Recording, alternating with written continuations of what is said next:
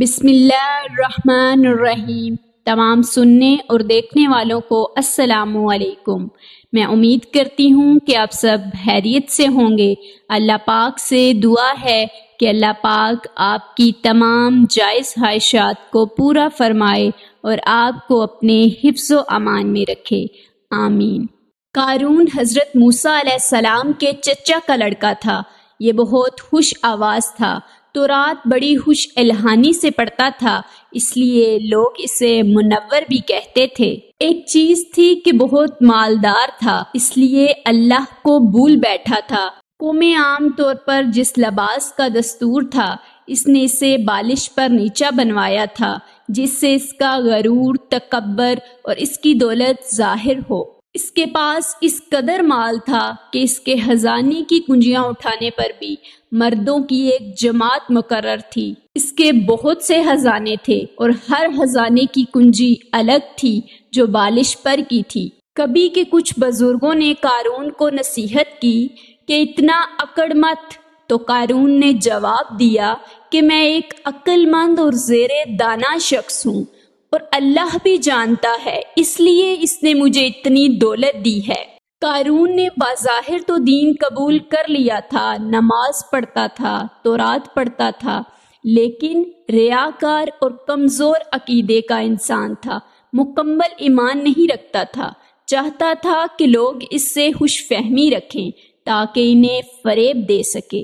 قارون فصدن کو پیشگی سستا خرید لیتا اور بعد میں انہیں مہنگے داموں فروخت کرتا، معاملات میں کم تولتا، دھوکہ، بے انصافی اور سود کھاتا، اور جتنا ہو سکتا تھا لوگوں پر ظلم کرتا تھا۔ اسی قسم کے کاموں کی وجہ سے اس نے بہت دولت اکٹھی کر لی تھی اور اسے ہر چیز سے زیادہ عزیز رکھتا تھا۔ قارون خدا پرست نہ تھا بلکہ دولت پرست انسان تھا۔ اپنی دولت عیش و عشرت میں خرچ کرتا، بہت عمدہ محل بنایا اور اس کے در و دیوار کو سونے اور مختلف قسم کے جواہرات سے مزین کیا، حتیٰ کہ اپنے گھوڑوں اور اونٹوں کو بھی سونے اور جواہرات سے مزین کیا۔ قارون کے پاس سینکڑوں غلام اور کنیزیں تھیں اور ان کے ساتھ برا سلوک کرتا، انہیں مجبور کرتا کہ اس کے سامنے زمین پر گر پڑیں اور اس کے پاؤں کو بوسہ دیں اور اسے سجدہ کریں۔ بعض عقل مند مومن اسے نصیحت کرتے اور کہتے، اے قارون، یہ تمام باغ اور سرگت کس لیے؟ یہ سب دولت کس کے لیے ذخیرہ کر رکھا ہے؟ کیوں لوگوں پر اتنے ظلم اٹھائے ہوئے ہو؟ خدا کو کیا جواب دو گے؟ لوگوں کا حق کیوں پامال کرتا ہے؟ غریبوں اور نادانوں کی کیوں مدد نہیں کرتا؟ نیک کاموں میں کیوں قدم نہیں بڑھاتا؟ قارون غرور اور تکبر میں جواب دیتا کہ لوگوں کو ان باتوں کا حق نہیں پہنچتا، میں اپنی دولت خرچ کرتا ہوں۔ مومن اسے ورث کرتے اور کہتے، اتنی بڑی دولت حلال سے اکٹھی نہیں ہوتی۔ اگر تو نے ناانصافی نہ کی ہوتی اور سود نہ کھایا ہوتا تو اتنا بڑا سرمایہ نہ رکھتا، بلکہ تم بھی دوسروں کی طرح ہوتا اور ان سے کوئی خاص فرق نہ رکھتا۔ قارون جواب میں کہتا، نہیں، میں دوسروں کی طرح نہیں ہوں، میں چالاک اور محنتی ہوں، میں نے کام کیا ہے اور دولت مند ہوا ہوں۔ دوسرے بھی جائیں، کام کریں، زحمت اٹھائیں تاکہ وہ بھی دولت مند ہو جائیں۔ اور کس کے لیے غریبوں کی مدد کروں؟ لیکن مومن اس کی رہنمائی کرتے اور کہتے کہ تم لوگوں کا حق ادا نہیں کرتے۔ اگر تو لوگوں کا حق ادا کرتا تو اتنی بڑی دولت اکٹھی نہ ہوتی۔ اب یہ اگر چاہتے ہو کہ سعادت مند اور راحت و بخیر ہو جاؤ تو اپنی دولت کو مخلوق خدا کی آسائش اور ترقی میں خرچ کرو، اور دولت کا انبار لگا لینا اچھا نہیں۔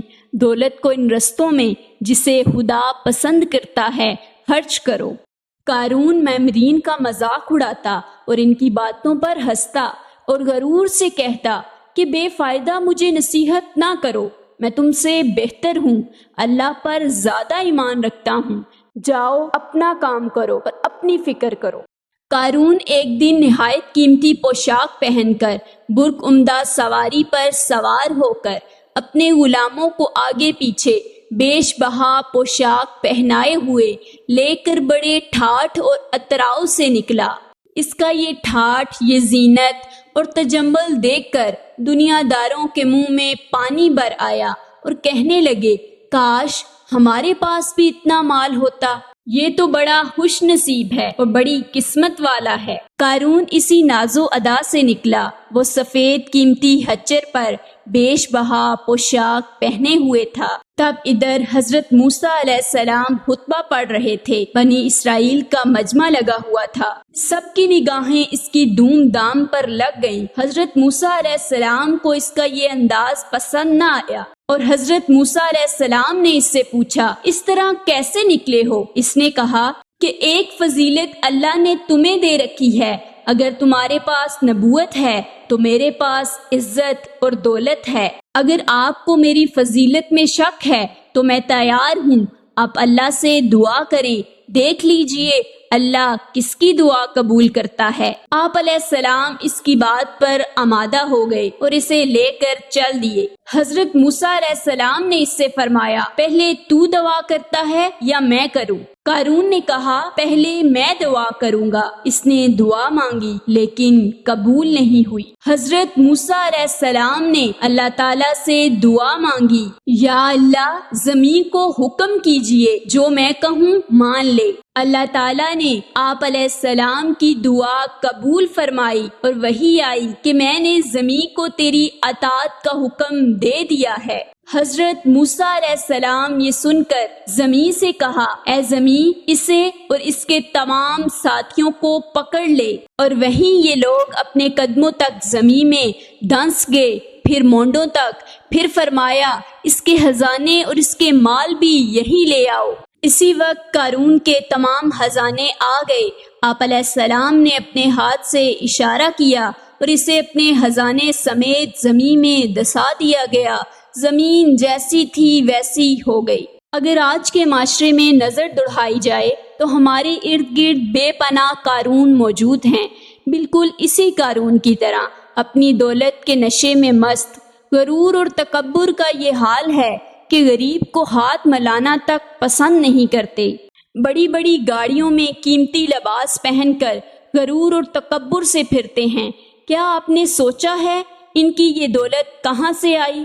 بالکل اسی قارون کی طرح انہوں نے بھی غریبوں کا خون چوسا ہے، غریبوں کا حق مارا ہے، ہمارا اور آپ کا خون چوسا ہے، اس ملک کی غریب عوام کو لوٹا ہے، ہم سے ہی پیسہ چھین کر ہمارے ہی اوپر حکمرانی کرتے ہیں اور ہم پر ظلم و ستم کرتے ہیں۔ لیکن ناظرین، اللہ پاک کی لاٹھی بڑی بے آواز ہے، ایک دن ان ظالموں کی پکڑ ضرور ہوگی، اور جس دن اللہ پاک نے ان کی پکڑ کر لی ان کا نام صفحہ ہستی سے مٹ جائے گا، کیونکہ تاریخ گواہ ہے ہر عروج کے لیے زوال ہے اور ہر فریون کے لیے موسیٰ ہے۔ اللہ پاک ہم سب کو سمجھنے اور نیک کام کرنے کی توفیق عطا فرمائیں۔ محترم ناظرین، میں امید کرتی ہوں کہ آپ کو ہماری آج کی ویڈیو پسند آئی ہوگی۔ اگر آپ کو ہماری آج کی ویڈیو پسند آئی تو ویڈیو کو لائک کیجئے گا، چینل کو سبسکرائب کیجئے گا۔ مجھے اجازت دیں، نیکسٹ ویڈیو تک اللہ حافظ۔